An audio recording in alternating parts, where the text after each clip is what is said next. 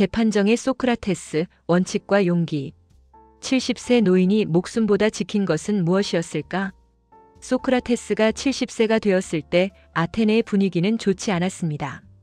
펠로폰네소스 전쟁에서 패배한 후 사람들은 불안했고 누군가를 탓하고 싶어 했습니다. 소크라테스는 좋은 표적이었습니다. 그는 젊은이들을 타락시킨다는 죄목으로 고발되었습니다.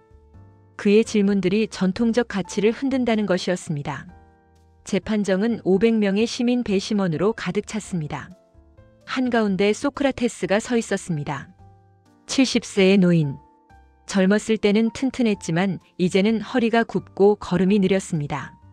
하지만 그의 눈빛은 여전히 날카로웠습니다. 고발인이 일어나 말했습니다. 소크라테스는 젊은이들을 타락시켰습니다. 그는 신들을 믿지 않고 젊은이들에게 부모와 전통에 반항하도록 가르쳤습니다. 군중들이 웅성거렸습니다. 어떤 이들은 고개를 끄덕였습니다. 소크라테스의 질문들이 불편했던 사람들이 많았습니다. 이제 소크라테스가 변론할 차례였습니다. 그의 친구들은 걱정했습니다.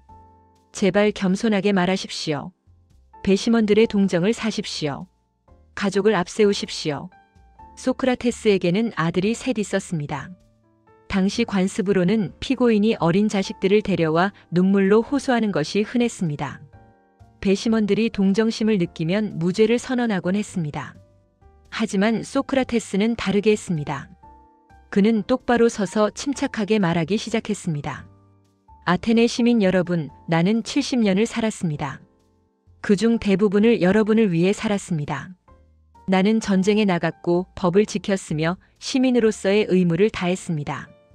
그리고 나는 또 다른 방식으로도 여러분을 섬겼습니다.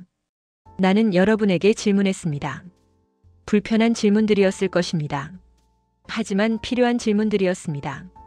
나는 여러분이 진정으로 중요한 것이 무엇인지 생각하도록 도왔습니다. 배심원들 중 일부가 눈살을 찌푸렸습니다. 소크라테스의 어조가 너무 당당했습니다.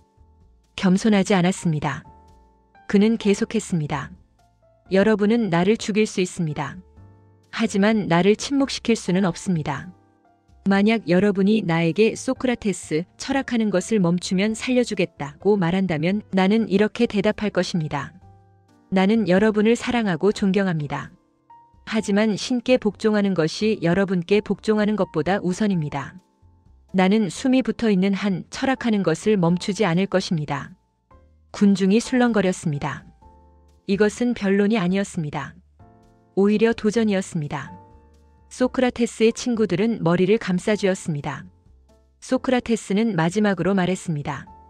성찰하지 않는 삶은 인간에게 가치가 없습니다. 나는 평생 성찰하며 살았습니다. 그리고 나는 여러분에게도 성찰하며 살 것을 권합니다. 나를 죽인다면 여러분은 스스로에게 해를 끼치는 것입니다. 나 같은 사람을 다시 찾기 어려울 테니까요. 투표가 시작되었습니다. 500개의 투표용 동전이 2개의 항아리에 떨어졌습니다. 하나는 유죄, 하나는 무죄. 개표 결과 281표 대 220표. 소크라테스는 유죄로 판결되었습니다. 법에 따라 소크라테스는 자신의 형벌을 제한할 수 있었습니다. 추방형을 제한할 수도 있었습니다. 벌금형을 제한할 수도 있었습니다.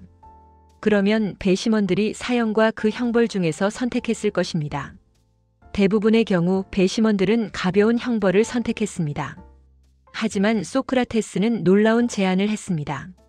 나는 아테네에 봉사했습니다. 따라서 나는 형벌이 아니라 보상을 받아야 합니다. 나는 국가에서 식사를 제공받는 것이 합당하다고 생각합니다. 이것은 영웅들에게 주어지는 명예였습니다. 배심원들은 분노했습니다. 이번 투표에서는 더 많은 사람들이 사형의 표를 던졌습니다. 소크라테스는 사형을 선고받았습니다. 이 장면을 상상해 보십시오. 여러분이 70세입니다. 죽음이 코앞에 있습니다. 여러분은 자신의 원칙을 지킬 것입니까? 아니면 생명을 선택할 것입니까? 대부분의 사람들은 생명을 선택할 것입니다. 하지만 소크라테스는 달랐습니다. 그에게 원칙은 생명보다 중요했습니다. 감옥에서의 마지막 날들. 소크라테스의 오랜 친구 크리톤이 새벽에 찾아왔습니다. 소크라테스는 평화롭게 잠들어 있었습니다. 크리톤은 그를 깨우지 않고 앉아서 기다렸습니다. 그는 소크라테스의 얼굴을 바라보았습니다. 70세의 얼굴. 주름이 깊었지만 표정은 평온했습니다. 죽음을 앞둔 사람의 얼굴이 아니었습니다. 소크라테스가 눈을 떴습니다. 크리톤, 이렇게 일찍 왔군요. 무슨 일입니까? 크리톤의 눈에 눈물이 고였습니다. 선생님, 배가 델로스에서 돌아오고 있습니다. 내일이면 도착할 것입니다. 내일이면. 그는 말을 잇지 못했습니다. 배가 도착하면 형이 집행될 것이었습니다. 크리톤이 다급하게 말했습니다. 선생님, 아직 늦지 않았습니다. 모든 준비가 되어 있습니다. 간수들에게 뇌물을 줬습니다. 배도 준비했습니다. 당신을 테살리아로 데려갈 수 있습니다. 거기서 환영받으며 살 수 있습니다. 소크라테스는 조용히 미소 지었습니다. 크리톤, 당신의 우정에 감사합니다. 하지만 우리는 올바르게 생각해야 합니다. 감정이 아니라 이성으로.